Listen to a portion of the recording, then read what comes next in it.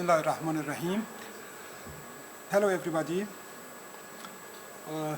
First of all, I should thank the lovely team of ILN for giving me this opportunity to be here today and to talk with you about an interesting topic, which is important not only for Muslims, but also for all humanity. Do you hear? Yes, and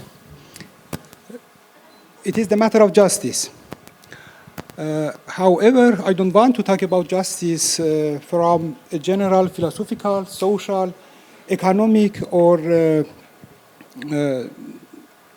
political perspective, rather from an Islamic outlook. Nevertheless, Islamic justice, in my opinion, in spite of many scholars, is not a coherent and integrated concept.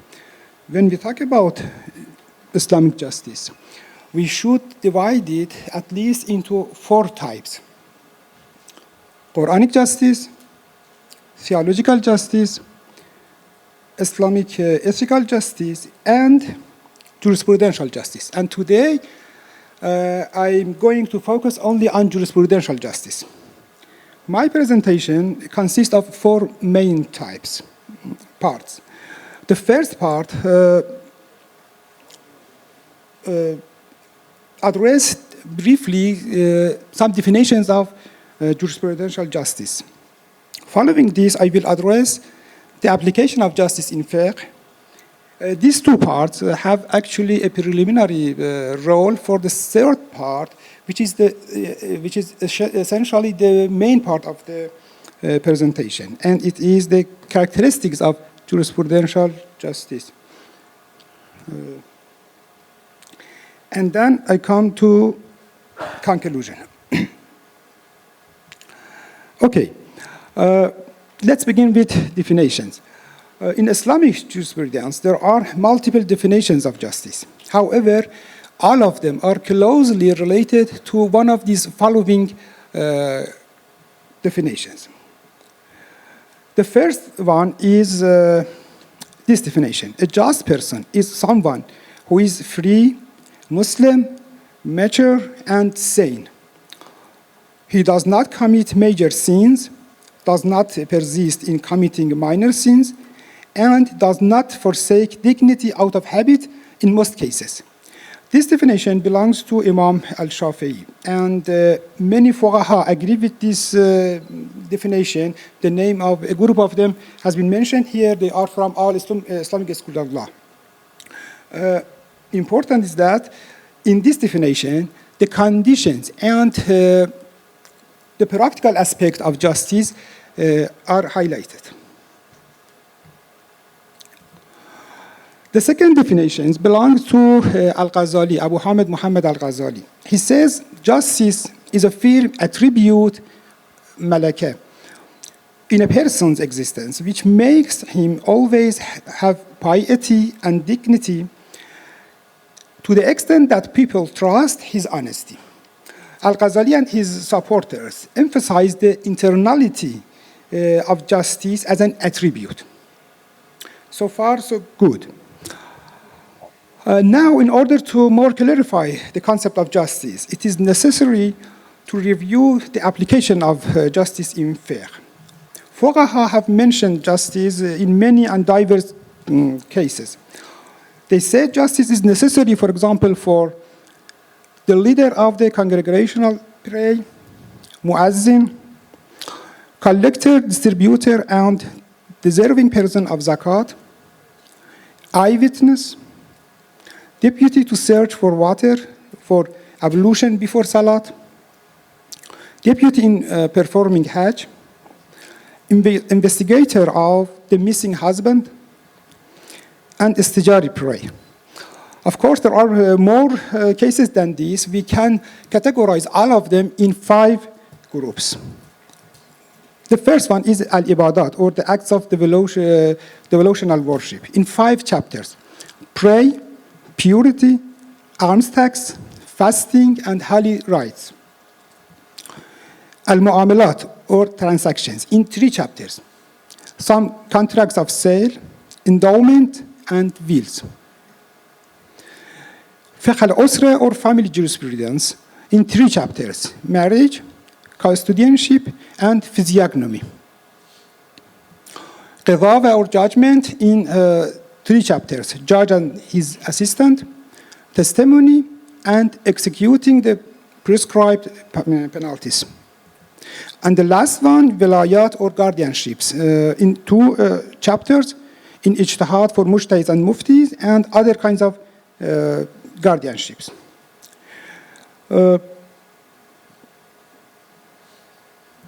Okay, now according to the definitions as well as the application of justice, it is possible to infer the characteristics of the jurisprudential justice.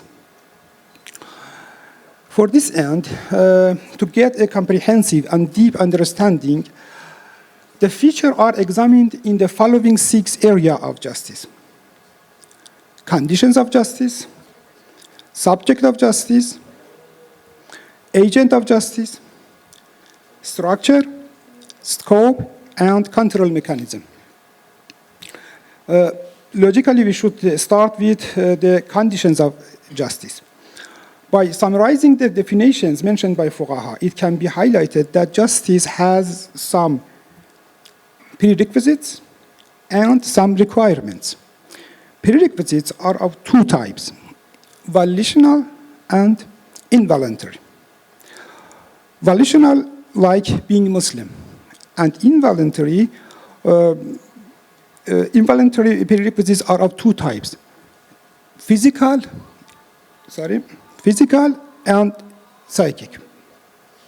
Physical, like being mature, and psychic, like being free and being sane.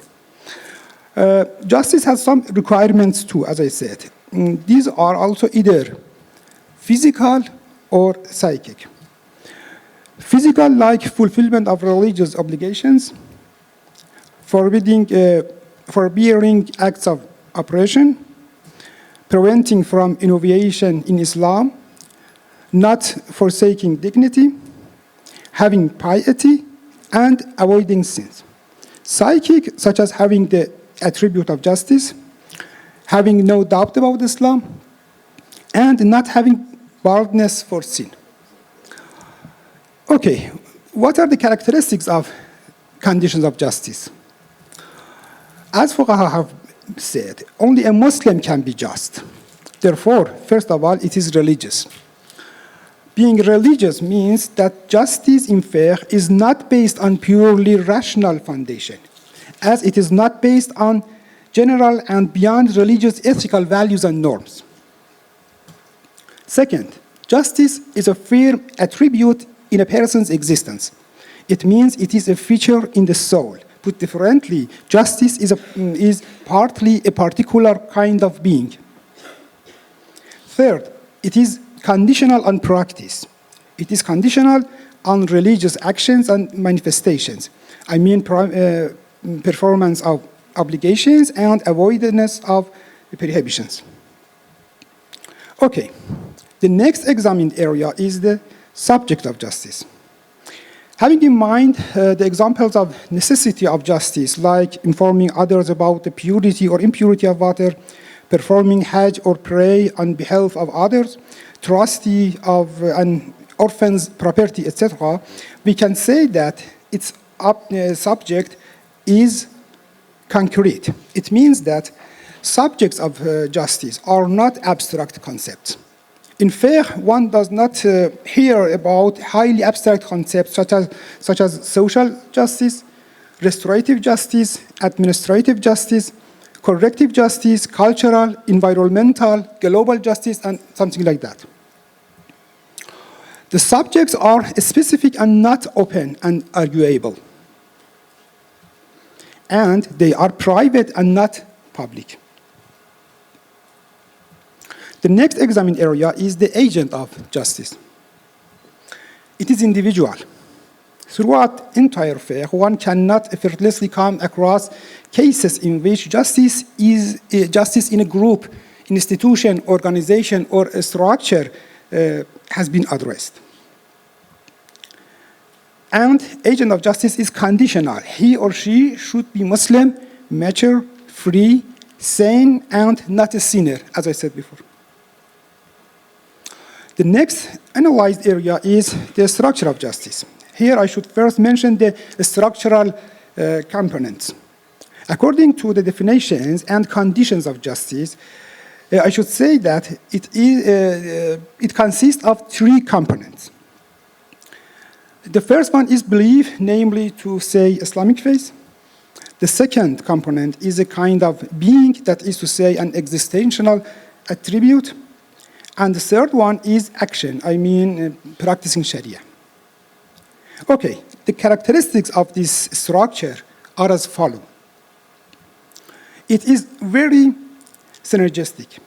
Belief in God increases the inner piety, and inner piety in turn leads to the observance of religious commandments.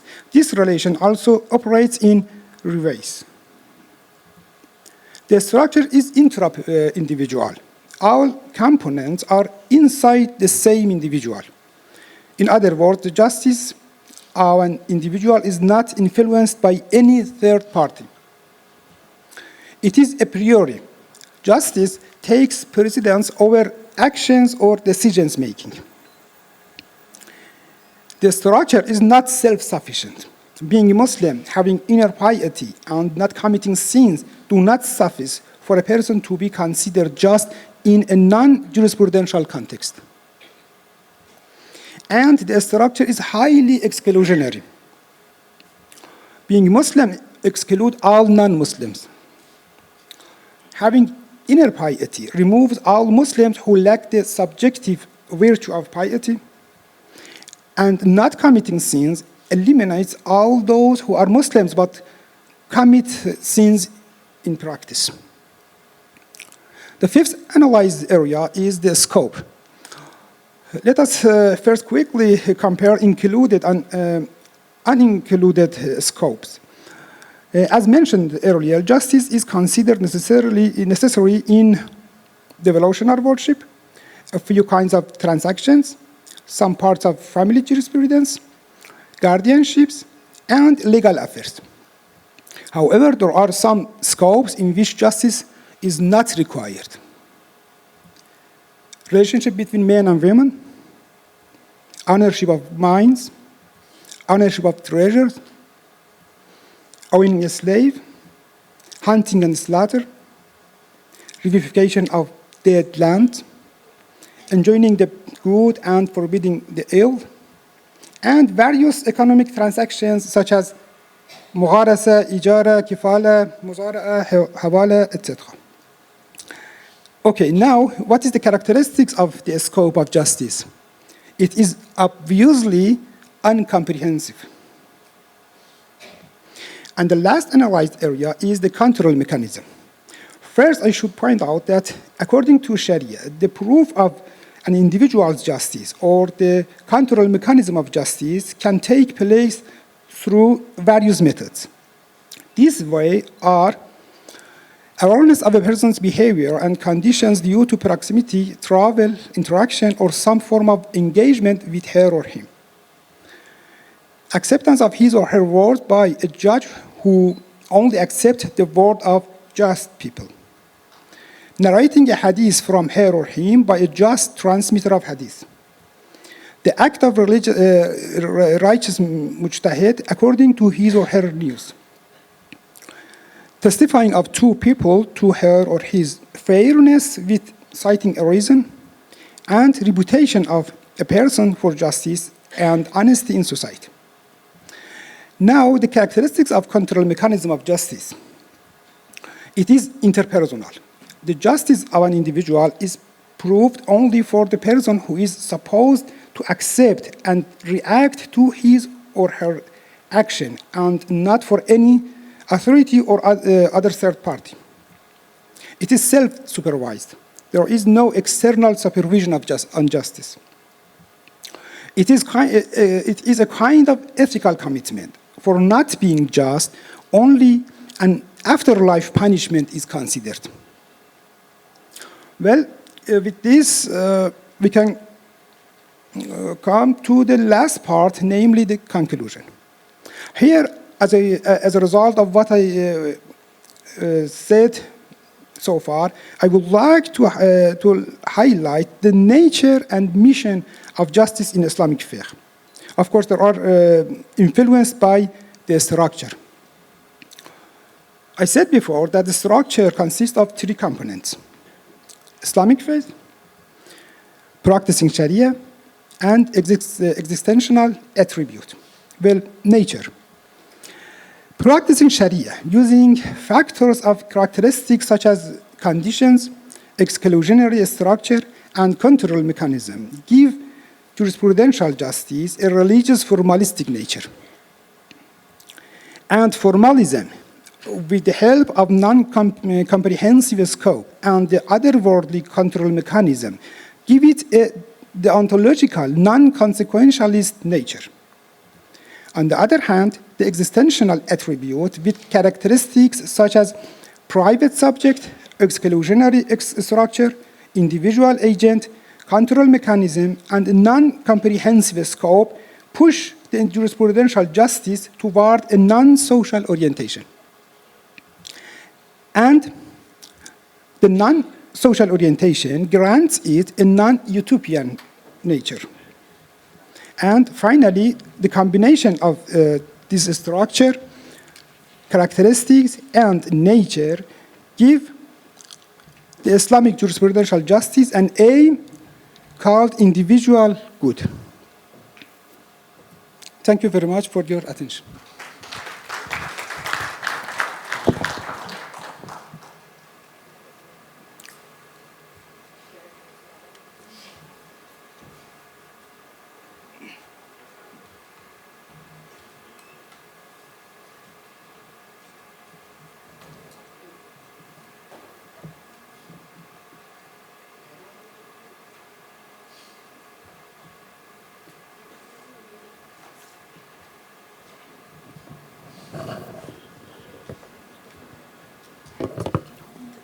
Dr. Muhammad Khalid Masud, you can make way to the stage.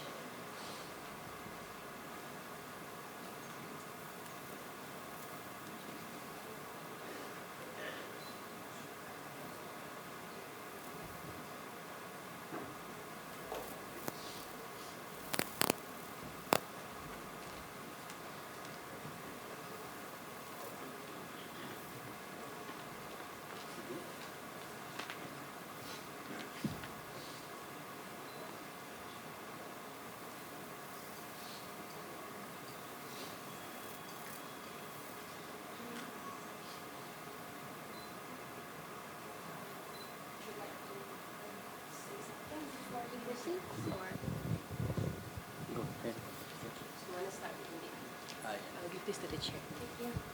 Masuk kedengaran nggak di sini? Coba dites ya.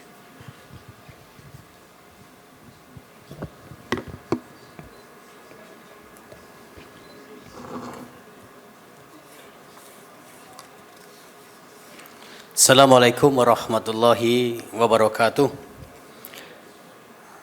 Salam sejahtera, ladies and gentlemen. Thanks very much to Dr. Ali Salman and the team in ILN for having me here today.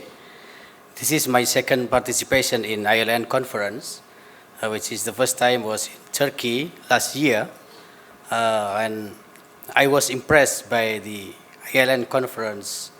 So upon my return to Indonesia, then I wrote a short reflection, and my reflection was entitled ILN is New Hope for Moderation. So I feel that in the context of rising conservatism, or maybe some scholars call it as conservative turn in many parts of Muslim world, the existence of ILN is, to me, seems like very strong hope for moderation. So thank you once again, Ali and team, for having me here today. My topic today is about religious rights in Indonesia. So in terms of title or topic, maybe this is like simple one, but actually for me, I assume that this title bare assumption. We talk about religious rights, so the assumption could be there is something good about religious right in Indonesia, but it could be in opposite situation. There is something bad. So maybe I will talk about more bad news about, rather than good news one. Before going further to discuss about religious rights in Indonesia, of course we have known before that there have been dynamics of religious rights in Indonesia, which maybe we can clearly see the disparities between the ideal and the factual. As all of you already aware, Indonesia is a multicultural and multi-religious country.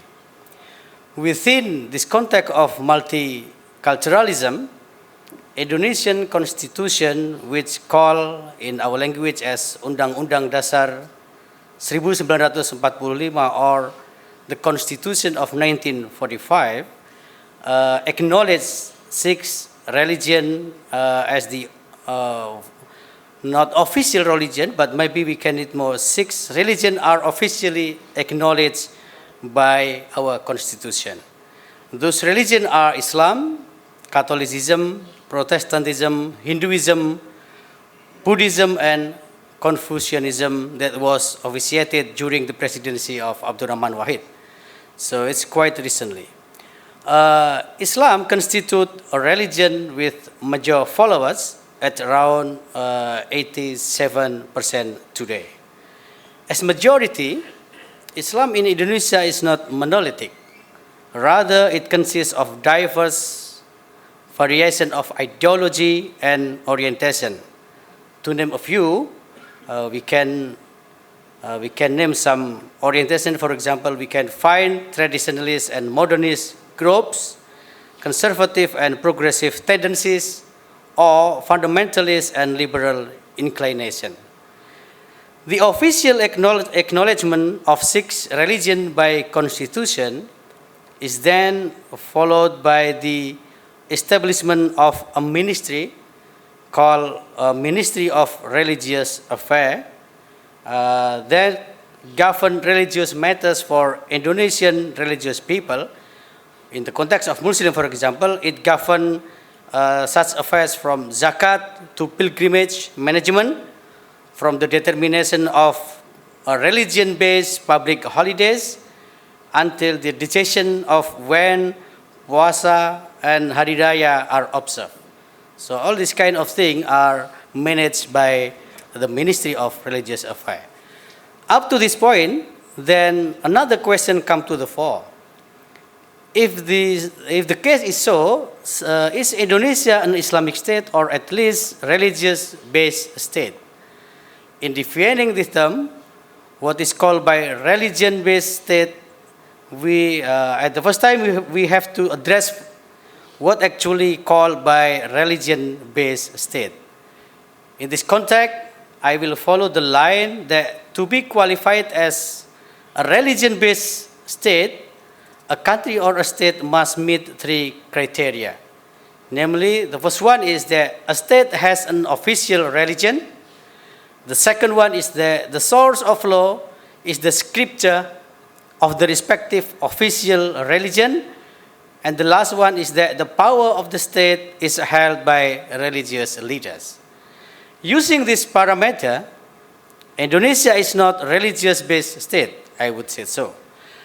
It does not have official religion in the meaning that one specific religion that is taken as official one, exclusive one, because six religions are constitutionally acknowledged. The highest source of law in Indonesia is not scripture from any other religion of these six religions. Rather, Indonesia employ a state philosophy called Pancasila, which maybe broadly can be translated as 5 principles of state, or in broader context we call it state philosophy. So it's clear that Indonesia is not a religion-based state. So if it is not a religion-based state, can it be said in opposite way that Indonesia is secular state? So here we can find a unique case of Indonesia, because the answer is also no. So Indonesia is not religion-based state, but also not secular state. It is not secular if we refer to the commonly understood meaning of secular in the Indonesian context is mostly understood as anti-religion, or we call it in Allah-diniyah in Arabic term. So between these two opposite pole, practically religion plays important roles in the state and society.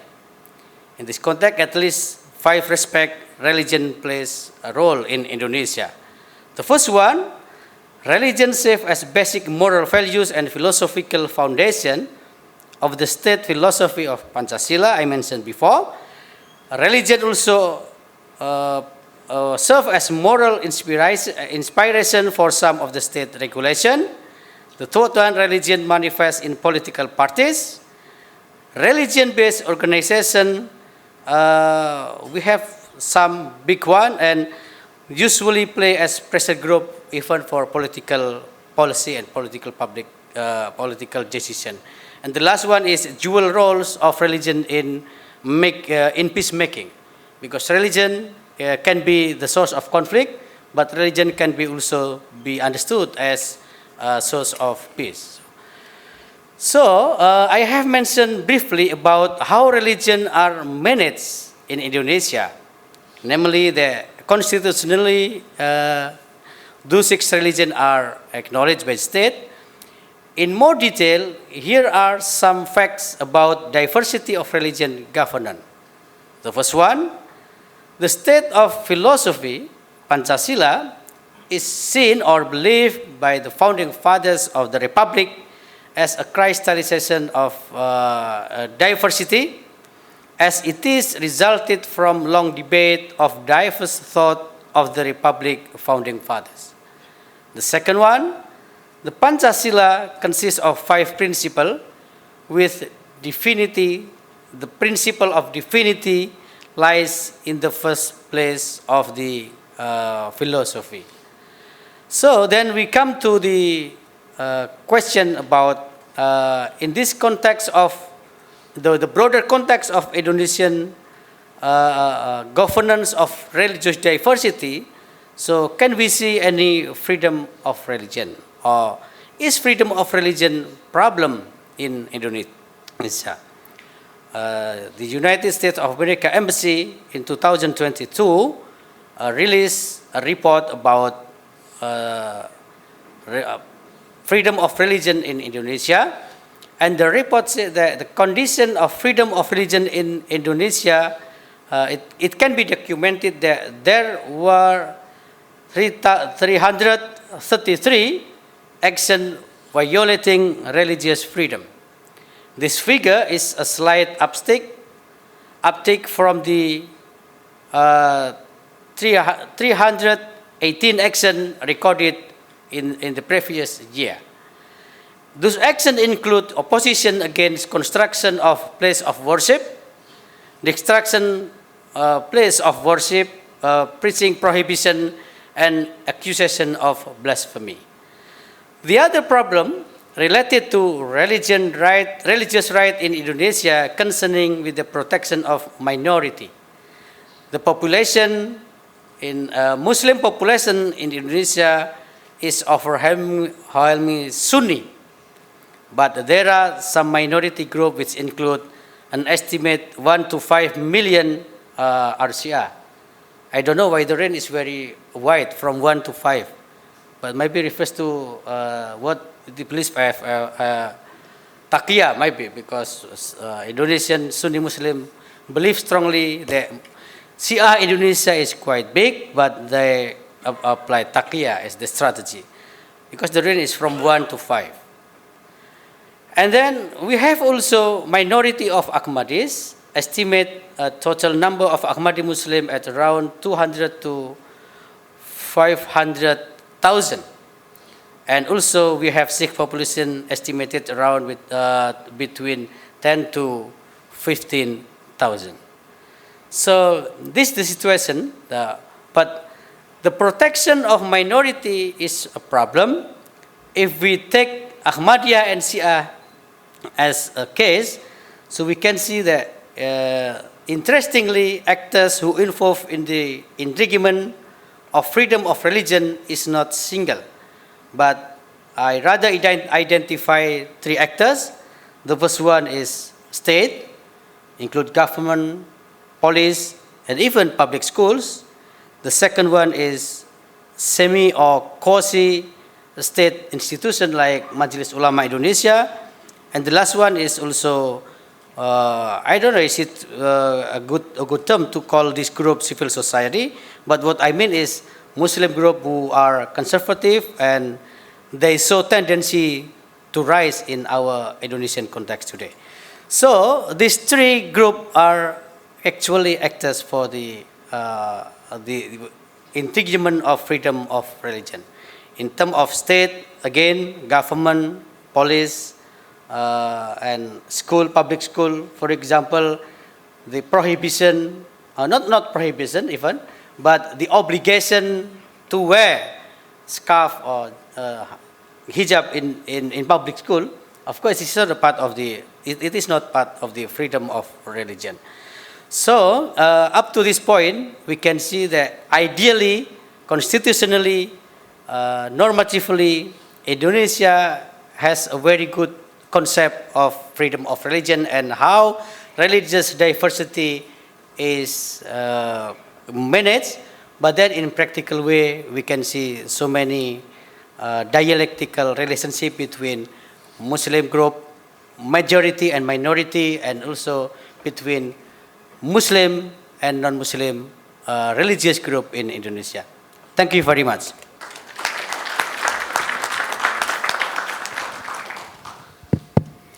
Yeah, we have two learned presentations. Professor Meherjan talks about a very new topic, the jurisprudential justice. I'm sure there are questions, and there must be very interesting questions coming for the speakers. So please, let's have your questions from the public.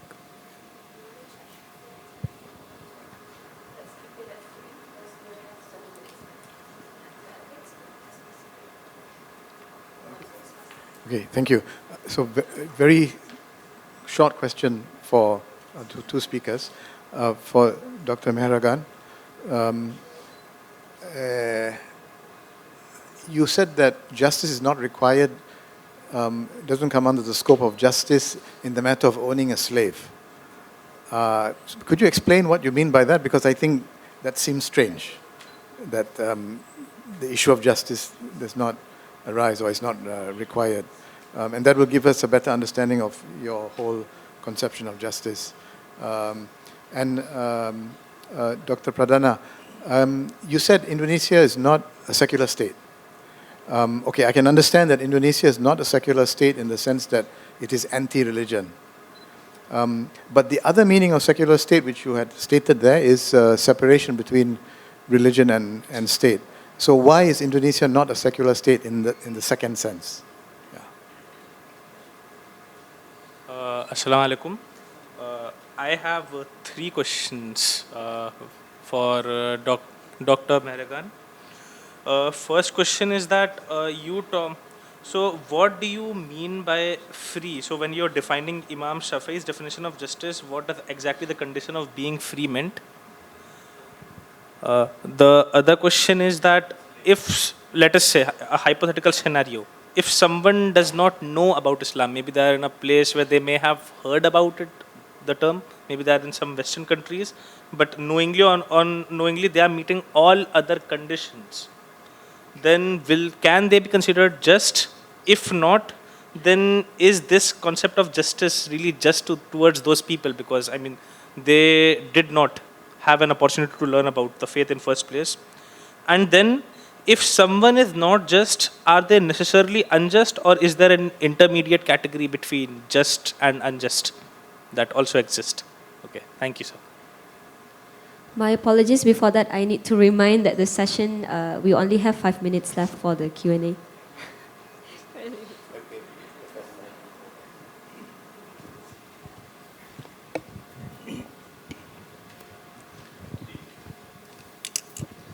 Thank you very much for very good questions. Regarding to the question of Professor Attas, I should say that, having a slave is legislated in Sharia. And when I say that justice is not required here, I mean that if Sharia said, for example, that justice is necessary here to have a slave, that we could have another result in this area, And in some other areas, for example, having treasure or owning mines, they are not conditional on to be just in Islamic Sharia. And I mean, if Islamic Sharia requires justice for something like that, and the result of the Sharia and the result of the social relationships which comes out according to Sharia would be different, And yes, according to Sharia, one can have a slave, but it's not just. We know that. Okay, that's what I mean about it. Free and not free in the definition of Imam Shafi'i. It is in this regard too. It means, according to Islamic Sharia, only a free man can be just. It means a slave is not just. As I said, a just person should be Muslim, and non-Muslims cannot be just. And free means not a slave. Yes, that was. Okay. Thank you very much to Prof. Farid Alatas for short comment about the nature of secularism in Indonesian context that I mentioned in my short slide. Is two contexts, which is entire religion and or separation of state and religion. Of course, Indonesia is not religion based in terms of the highest leader can issue ruling based on religion, but then we can see religion plays a very important role. For example, the fatwa in deciding many things within the context of constitution or laws. Fatwa play a very important role. Even sometimes in the context of our current situation, people cannot differentiate between the fatwa and undang-undang. So if we talk about undang-undang, it's obligatory, it is binding. Fatwa is actually, we know all the fatwa is voluntarily, it is not binding, and up to you, you will take or not. But in Indonesian context today, if somebody or some Muslim hear this is fatwa from this, so it seems that this is obligatory for everybody. So in this context, I see, it's not secular because really religion is there, although it is not clearly mentioned in the formal situation. Thank you. That was not the question. If you recognize all these religions, that means that you have no preference for any of them. All religions are equal. So it's not that state is anti-religion, but it's not preferring one religion over the other. Yeah.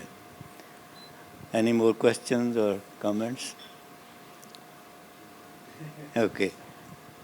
Thank you very much. It was something new that we heard about this jurisprudential justice, and I'm sure there we have learned a lot from your presentation. Thank you very much. And as for Julian's presentation, I think it's for the Muslim countries, it's something new to learn that from Indonesia, that it's not a religious country, but it's not a secular country. Thank you very much. So we close the session. Thank you, Dr. Muhammad Khalid Masood. Kindly remain on stage. I would like to invite Dr. Khalid to deliver the token of appreciation to the speakers.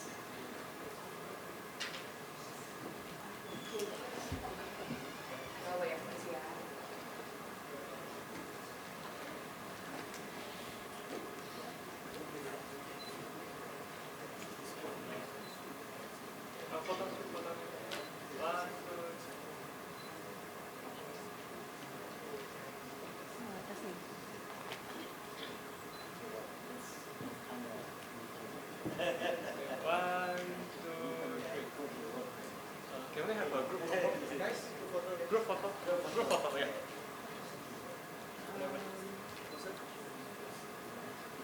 Yeah, boleh. 1, 2, 3. One more. 1, 2, 3. Okay. Thank you, Dr. Khalid.